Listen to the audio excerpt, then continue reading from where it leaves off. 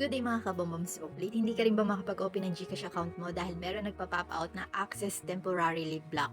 Ano nga ba yung dahilan kung bakit nangyayari to? Maaring meron na detect si GCash na some suspicious changes. Madali lang naman yung solution nito.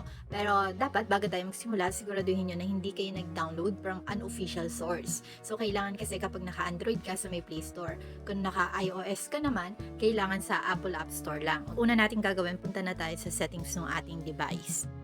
So, dito sa settings, importante na malaman nyo to. So, hanapin lang natin dito yung app list or yung listahan ng lahat ng application na meron ng ating device.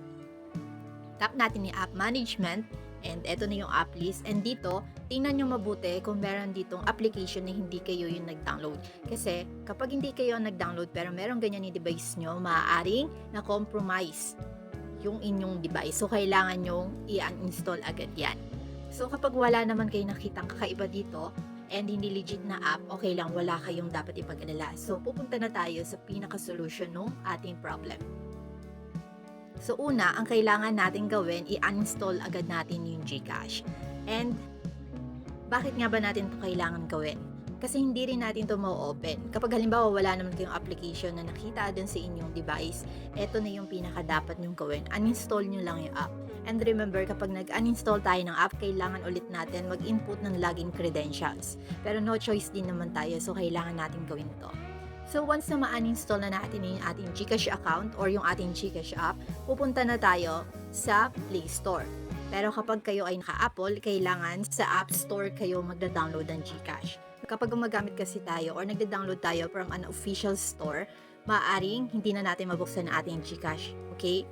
So dito, search lang natin yung GCash and kailangan lang ulit natin i-download. So once na ma-install na natin to, hintayin lang natin na mag-pop out na dito yung open para matap na natin.